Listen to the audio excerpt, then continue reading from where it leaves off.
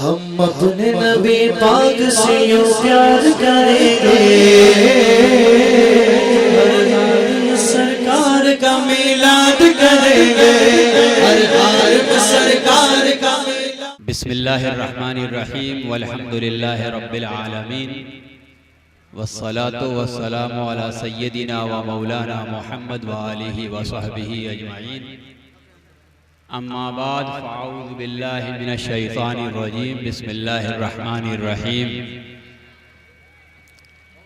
लक़द कान लकुम फ़ी रसूलिल्लाहि उस्वतुन हसनह।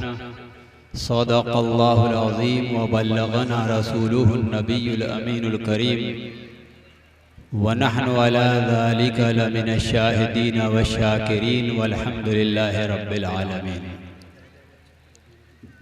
मेरे मोहतरम भाइयों, मुझसे पहले और मुझसे बाद आपने तकरीरें समाअत की और आगे भी करनी है।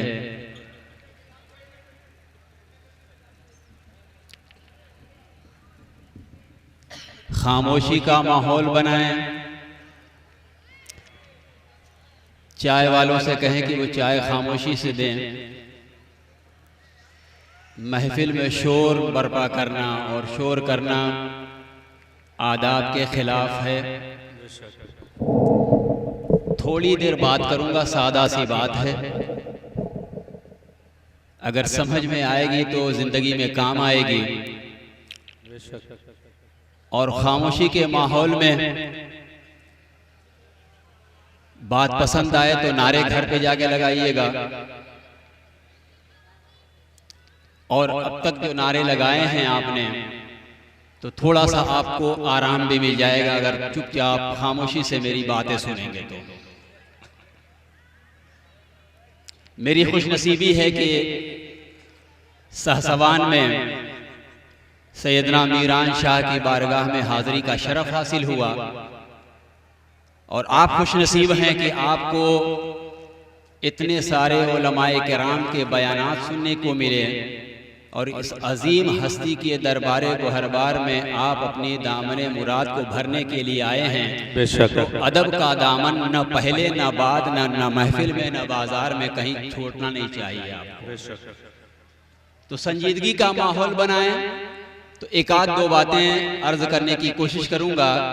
नबी और आले नबी पे दुरूद पाक पढ़ी तो बातें बताता हूँ। अल्लाहुम्मा सल्ली अला सय्यदिना व नबीना व मौलाना मुहम्मदिन मादनिल जूद वल करम मंबइल इल्म वल हिल्म वल हिकम बारिक व सल्लल्लाहु अलैहि या सय्यदी या रसूल। शायर मशरिक डॉक्टर मोहम्मद इकबाल साहब ने अब से 100 साल पहले कहा था। 100 साल गुजरे, 100 साल पहले कहा था, हर लहजा है मोमिन की नई आन नई शान, और गुफ्तार में किरदार में अल्लाह की बुरहान। ये राज किसी को नहीं मालूम के मोमिन कारी नजर आता है, हकीकत में है कुरान। और गफ़ारी व गफ़ारी व कुद्दूसी व जबरूत, ये 4 अनासिर हो तो बनता है मुसलमान। बेशक सुभान अल्लाह। जिस आयत करीमा की तिलावत का शरफ हासिल किया, उसकी रोशनी में कुछ अर्ज़ो मारूफ से कब्ल अल्लाह तबारक व ताला का एक अजीम शान इरशाद, और जो आज की महफिल का उन्वान है, उस पे 2 चंद जुमले पहले हवाले करता हूँ।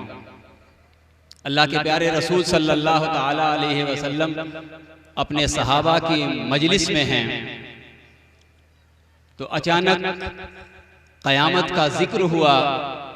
तो अल्लाह के नबी ने, तवील हदीस पाक का हिस्सा है, मैं सिर्फ तर्जमा बताता हूँ, उसका मफहूम बताता हूँ, उलमा बैठे हुए हैं। तो अल्लाह के नबी ने इरशाद फरमाया कि क़यामत के दिन जब नफसी नफसी का आलम होगा, सारे लोग एक दूसरे से दूर भाग रहे होंगे। नफसी नफसी का मतलब ये होता है कि मुझे अपनी पड़ी है, एक दूसरे के काम नहीं आएंगे। जब ये मंजर होगा तो वहां पे उस मैदान महशर में एक ऐसी जमाअत होगी, एक ऐसी टोली होगी, एक ऐसा गरोह होगा जो चंद अहादीस को मिला ले तो ये मफहूम बनेगा कि वो मोतियों के टीले पे होंगे। दूसरी हदीस को उसी में मिला ले तो उसमें अल्फाज बदले हुए हैं कि वो मुश्क के टीले पे होंगे। और फिर सुनने वाला ये ना समझ बैठे कि वो टोली शायद अंबिया की होगी। अल्लाह के नबी ने साथ में ही इरशाद फरमाया, लेकिन वो अंबिया और रुसुल नहीं होंगे, उनका मर्तबा तो और बुलंद होगा। वो अंबिया और रसूल नहीं होंगे, उनके अलावा होंगे, पर जिनको ये रुतबा मिलेगा मैदान महशर में, उनको देख के अंबिया और रसूल रश्क करेंगे। अल्लाह अकबर। अंबिया व रसूल रश्क करेंगे। सुभान अल्लाह। जब अंबिया व रसूल रश्क की बात सहाबा ने सुनी तो एकदम बेकरार हो गए। अंबिया रख करेंगे, वो नबी नहीं होंगे बैठने वाले। उनके मंजर को देखकर, उनके रुतबे को देखकर, उनकी मजलिस को देखकर अंबिया रश करेंगे तो सहाबा बेकरार हो गए। या रसूल अल्लाह, वो कौन सी जमात होगी, वो कौन लोग होंगे आखिर जिन्हें देख करके अंबिया व रसूल रश्क करेंगे? तो अल्लाह के नबी ने आयत करीमा की तिलावत फरमाई, अला इन्ना औलिया अल्लाह ला खौफुन अलैहिम वला हुम यहज़नून। सुनो सहसवान वालों, सुनो सुनो, वो ख्वाजा गरीब नवाज भी होंगे, वो अब्दुल कादिर जिलानी भी होंगे, और वो सहरवर्दी भी होंगे, नक्शबंदी भी होंगे। बहुत दूर जाने की जरूरत नहीं है, तुम्हारे सहसवान का सैयदना मीरा शाह उन्हीं में से होगा इंशाअल्लाह ताला। और उसे मोहब्बत करने वाला उसे पहचान रहा होगा, वो भी उसे पहचान रहे होंगे, तुम भी उन्हें पहचान रहे होगे। तुम्हें सदबार मुबारक हो कि तुम ऐसे लोगों से वापस। नारे तकबीर, नारे रिसालत, नारे गौसियत, मसलके आला हजरत, उलमाए अहले सुन्नत, फैजान मीरा शावली, नारे तकबीर, जिंदाबाद जिंदाबाद। नबी पाक सल्लल्लाहु ताला अलैहि वसल्लम की सीरत, सहाबा की सीरत, अहले बैत अतहार की सीरत, कुल औलिया की सीरत, सैयदना गौसे आजम की 11वीं, गरीब नवाज की 6ठी, और आज सैयदना मीरा शाह का उर्स। ये इसलिए बर्पा किया जाता है कि आपको बुलाकर इनकी सीरत, इनकी सवाने हयात, इनकी हालाते जिंदगी, इनका तरीक़े जिंदगी, जिंदगी गुजारने का तरीका, उसलूब, मेथड, तरीका, ये आपको बताया जाए। और सुनने के बाद सिर्फ नारा न लगाएं। अब तो बातें समझ में आ रही है ना कि नारा लगाना है। अगर बातें सुनकर सिर्फ नारे लगाते रह गए तो फिर भूल जाएंगे कि किस लिए बर्पा किया गया, ये महफिलें किस लिए सजाई गई, मैं अपनी रात बर्बाद करके सफर में थक करके यहाँ क्यों आया, और बातें क्यों सुनाई, और आगे आपको उस पे करना क्या है, ये सब भूल जाएंगे और सिर्फ नारों में खो मत जाइए। नारा तो अल्लाह अकबर है, अल्लाह सबसे बड़ा है, ये दिल की आवाज होगी तब जब बातें आपके कानों से होके दिल में उतरेंगी, और उसी वक्त आप अज़्म करेंगे, तहैया करेंगे कि जो काम आज तक नहीं कर रहा था, इन उलमा ने अगर बनाया है तो अब के बाद में करूंगा इंशाअल्लाह। देखो तुम्हारा नारा कितना बुलंद हो जाएगा, देखना कितना हमसे ज्यादा बुलंद होगा, कोई माइक नहीं रहेगा। तो इन सारी महफिलों के बपा करने का एक ही मकसद है कि ये आवाम, जो आवाम हैं, जो किसी मदरसे में नहीं हाजिरी लगाते, जो किसी यूनिवर्सिटी की और दरसगाहों में नहीं हाजिरी लगाते, गाहे बगाहे सालाना जलसे में फातिहे के मौके पर मजलिसों में जमा होते हैं तो उलमा मैटर तैयार करके लाते हैं और तुम्हें अता करते हैं, लोगों आओ इन महफिलों में आओ और दीन की सीख करके जाओ, तुम्हारा घर आबाद हो जाएगा, तुम्हारी औलादें नेक हो जाएंगी, तुम्हें आपस में नेक और रिश्ते का सब तो कुछ आ जाएगा। ये कुछ मकसद है इसका। तो औलिया कराम की जिंदगी, उससे पहले सैयदना मुहम्मद रसूलुल्लाह सल्लल्लाहु ताला अलैहि वसल्लम की सीरत, उसी को समझाने के लिए आज हर आदमी परेशान है। आप में से हर एक को मैं एक एक करके बोलने का मौका दूं तो सारे लोग जो बात कहेंगे वो एक ही बात कहेंगे ये जिम्मेदार हजरात मौजूद हैं कि वो जी हमारा बेटा हमारी सुनता नहीं है। देखिए सारे लोग कह रहे हैं ये बात सही कर रहे हैं, मतलब दूसरे भी हैं, लेकिन ये जो बात मैंने कही है ये सारे जितने पेरेंट हैं, वालिदैन हैं, वालिद हैं, सब में मुश्तरक है कि हाँ जी हमारा भी नहीं सुनता। अच्छा तुम्हारा भी ना सुनता, हम समझ रहे तुम्हारा सुनता होगा, हमारा वाला भी ना सुनता है, इनका भी ना सुनता, उनका भी ना सुनता है, सबकी सुनता है, हमारी ना सुनता है।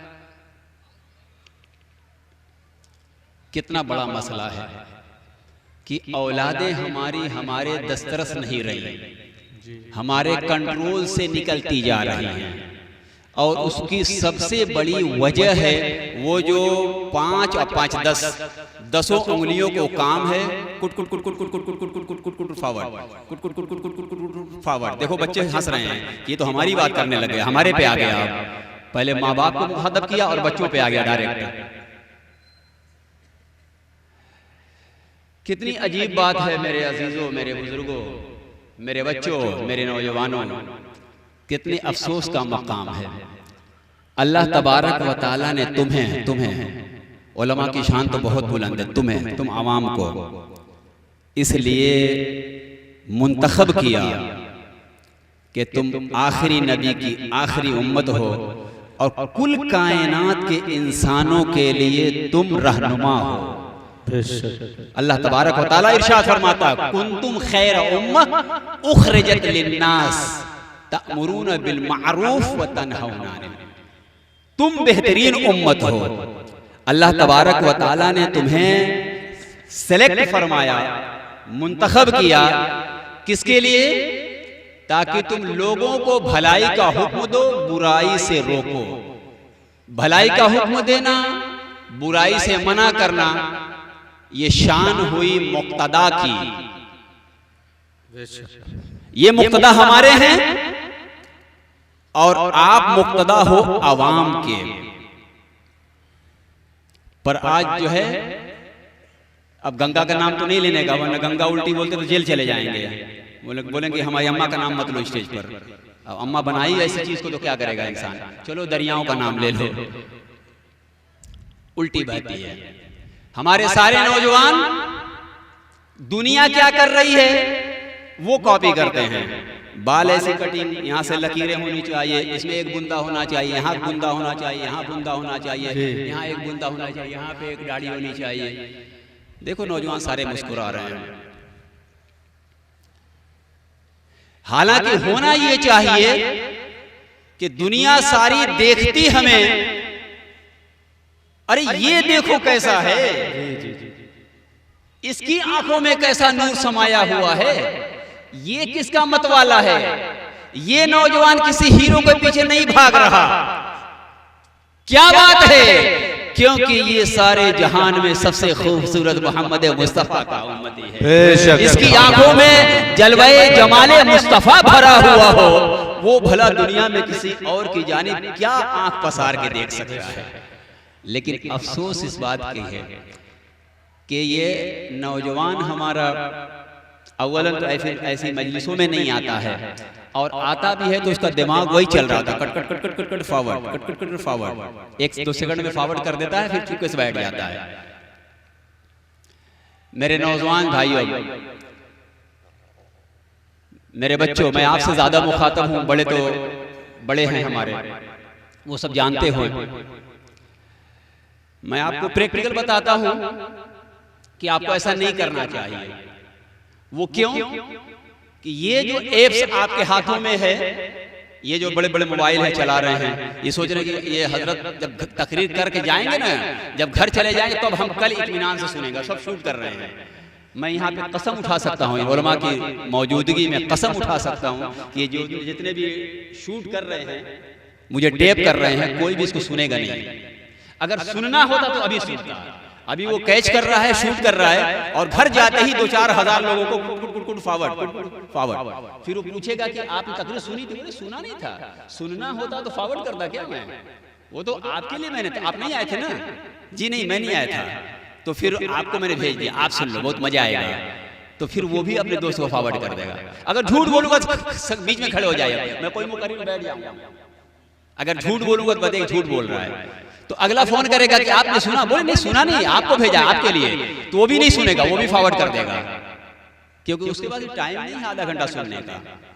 3 मिनट आदमी सुनेगा, फिर उस बाद दबा देगा कि ये बातें नहीं मजा आएंगी, ये बहुत तीखी बात करने वाले आदमी लग रहे हैं, इतनी तीखी थोड़ा मीठी चिकनी चपटी होती तो मजा आता, ये तो मजा नहीं आने वाला। तो ये 2-4-5 हजार को फॉरवर्ड हो जाएगा मैसेज, और बदकिस्मती से शायद इक्का दुक्का अगर सुन ले पूरी तो सुन सकता है, वरना सुनेगा नहीं। सुनो प्रॉब्लम कहाँ है मेरे बच्चों, सुनो। ये जो तुम यूज कर रहे हो, अगर ये कहो कि मैं मोबाइल यूज कर रहा हूं 25,000 का, तो अगला बोले क्या बड़ी बात है, कोई 50,000 का यूज कर रहा है। बोले इंस्टाग्राम, फेसबुक और ये ग्रुप वो ग्रुप मुझे ज्यादा आता नहीं है कि मेरे पास मोबाइल नहीं है ही नहीं। ये सब इस्तेमाल करते हो तो तुम्हारी हैसियत यूजर की है। आपने किसी अखबार की न्यूज पढ़ी है कि ये यूजर बहुत बड़े हो गए हैं? यूजर ज्यादा हो सकते हैं, बड़ा नहीं हो सकता। करोड़ों लोग यूज कर रहे हैं, क्या करें, क्या हैसियत है, सब लोग बराबर हैं, करोड़ों लोग यूजर हैं, सब बराबर हैं। हैसियत किसकी है? और जिसने ये ऐप बनाया वो करोड़ों लोग हैं क्या? एक ही है। जिसने मोबाइल बनाया वो एक है, जिसने इंजन बनाया वो एक है, जिसने और हवाई जहाज बनाया एक है, जिसने और इजादात की वो एक है। सारी दुनिया उसे याद करती है जो ईजाद करता है, दुनिया उसे कोई याद नहीं करेगी जो यूज करता है। ऐ मेरे नौजवानों, मोहम्मद मुस्तफ़ा के उम्मती होने का वास्ता दे के कहता हूँ, तुम्हारी हैसियत इस कायनात में लोगों की बनाई हुई चीजें यूज करने की नहीं है। अरे इस कायनात को वो फैजान अता करो, वो बरकत दो, वो चीजें अता करो नौजवानों जो सारी दुनिया ने अभी सोचा भी नहीं है, और तुम उसमें कोशिश करके ये साबित करो तुम मोहम्मद अरबी की उम्मत हो। बेशक बेशक। अगर ऐसा करने पे तुम कामयाब हो जाते हो तो तुम्हें सारी दुनिया कयामत तक याद रखेगी, और अगर नहीं करते हो तो तुम्हारी हैसियत सिर्फ यूजर की है, जिस किसी खाते में नहीं, किसी शुमार में नहीं, तुम्हारा कोई नाम लेवा नहीं। तुम लाख यूज करोगे, use and throw, use and throw, इस्तेमाल करो और फेंक दो, कोई पूछने वाला नहीं। अब जिंदगी का तरीका, लाइफ स्टाइल, बस 2 चंद बातें मैं आपसे कहूंगा, तवज्जो का तालिब हूं मैं। इतनी सारी कंपनियां, इतने सारे मोबाइल्स, इतनी सारी फैक्ट्रियां, इतने सारे नित नए रोज एक्सपेरिमेंट, यानी ये जो साइंस की तरक्की आप देख रहे हो, हवाई जहाज आया, फिर रॉकेट आ गया, फिर ट्रेन आ गई, फिर बुलेट ट्रेन आ गई, फिर आवाज की रफ्तार से, ये जो मैं बोल रहा हूं ना, इसकी एक रफ्तार है, बहुत तेज है। आवाज की रफ्तार से सफर करने वाला हवाई जहाज इस दुनिया में बनाया जा चुका है, और सवारी करने के लिए तैयार भी खड़ा है। हिंदुस्तान में तो फिर बाद में आता है, तैयार है।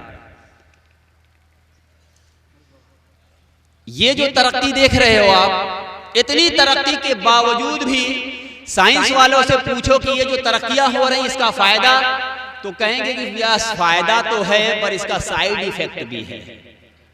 फ्रीज बन गया, बर्फ तो सामने मिल रही है, पीछे आप देखोगे दीवार को दीवार तक चटक जाएगी, अगर टाइल्स लगे हैं तो चटक जाएंगे।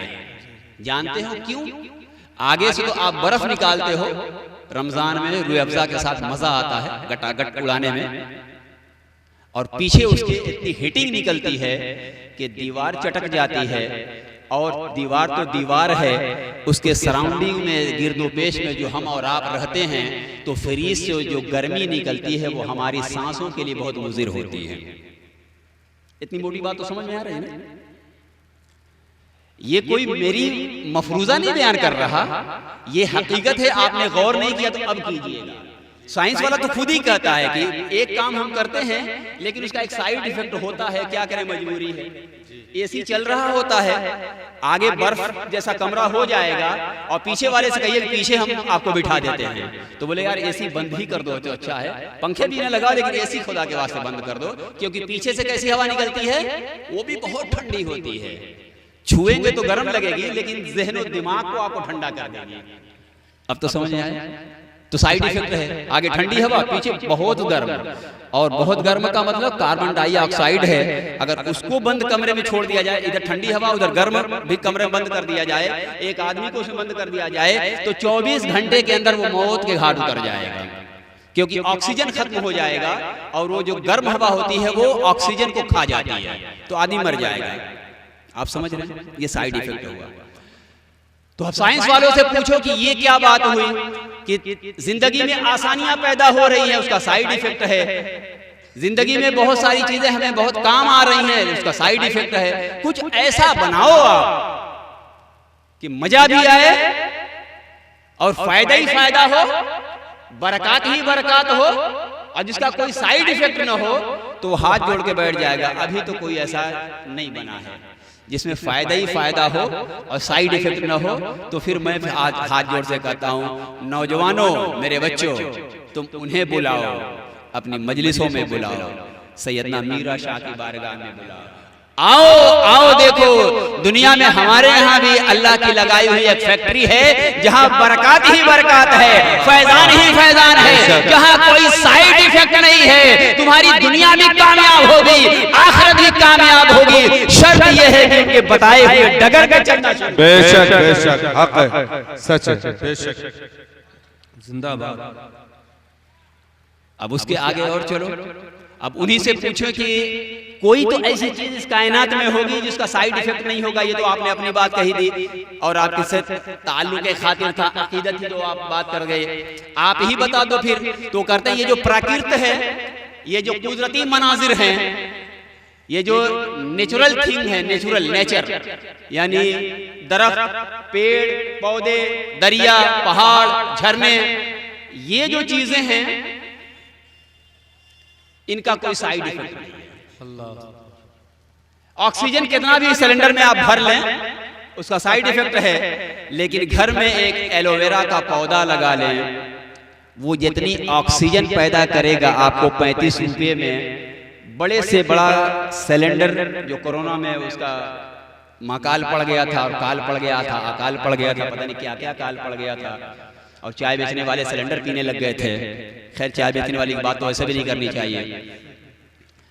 हमारे भाई खुद चाय पिला रहे हैं, क्या पता ये वजीर आजम कल को हो जाए तो चाय बेचने वाले को बुरा नहीं करने का, नहीं, किसी की बुराई नहीं करने का, खुद ही चाय बेचने वाला अपना समझ ले क्या है वो। तो ये जो कहते हैं कि प्राकृत है ना, नेचर, फितरत, कुदरत, कहते हैं इनका कोई साइड इफेक्ट नहीं है। ऑक्सीजन देता है, पेड़ पौधे ऑक्सीजन देते हैं, और बहुत सारी चीजें वो पैदा करते हैं। जैसे शुगर है, आपको चीनी कहाँ से मिलती है, फ्रूट से मिलती है, शुगर कैन से मिलती है, और सारी चीजें, अनाज है, आप देख रहे हो कि सिर्फ फायदे ही फायदे हैं और उसमें कोई साइड इफेक्ट नहीं है। तो बोले आप ऐसा क्यों नहीं करते? बोले हम नहीं कर पाएंगे, हम तो इंसान हैं। क्यों ये? बोले ये तो प्राकृत है ना, प्राकृत, हिंदी में प्राकृत कहते हैं, उर्दू में कुदरत कहते हैं, फितरत कहते हैं, अंग्रेजी में नेचर कहते हैं। यानी जो अल्लाह को नहीं भी मानने वाला है तो कहता नहीं, ये वो चीजें हैं जो कुदरती हैं, इंसान ने नहीं बनाया है, इंसान ने नहीं बनाया है। जिसको इंसान ने बनाया है, जिसने इंसान को बनाया है और इंसानों के लिए ये सारी चीजें बनाई है, उसका बनाया हुआ है, उसका बनाया हुआ है, तो उसमें कोई साइड इफेक्ट नहीं है और वो हर तरह से सूटेबल है और हर तरह से मुनासिब है, वही काबिल इस्तेमाल है। तो आप उलमा से हमेशा आप तवज्जो का तालिब हो, हमेशा सुनते हैं इस्लाम दीन फितरत है, ये पेड़ पौधे फितरत है, ये दरिया पहाड़ फितरत है, इस्लाम दीन फितरत है। सारी दुनिया ये तस्लीम कर रही है फितरत के बनाए हुए कानून से जो चीज चलती है साइंस की तरक्की के दौर में, उसका कोई जवाब भी नहीं, उसका कोई साइड इफेक्ट भी नहीं। माई का लाल कोई पैदा नहीं हुआ जो फितरत जैसा बना ले। तुम्हें सदबार मुबारक हो, अल्लाह ने तुम्हें फितरत का कानून अता किया है। जब पेड़ पौधे अच्छे हो सकते हैं जो फितरत के कानून से चलते हैं, तो तुम्हारी जिंदगी कितनी अच्छी हो जाएगी अगर तुम इसमें फितरत के कानून से चलते। बेशक बेशक, हक है, जिंदाबाद जिंदाबाद, बेशक, सुभान अल्लाह। फितरत के कानून से चलना पड़ेगा। इस्लाम दीन फितरत है, आपने बहुत सुन लिया, ये सेंटेंस आपको रट्टाफिकेशन की तरह याद भी है। इस्लाम दीन फितरत है, लेकिन दीन फितरत होने का मतलब जानते हो अजीजों?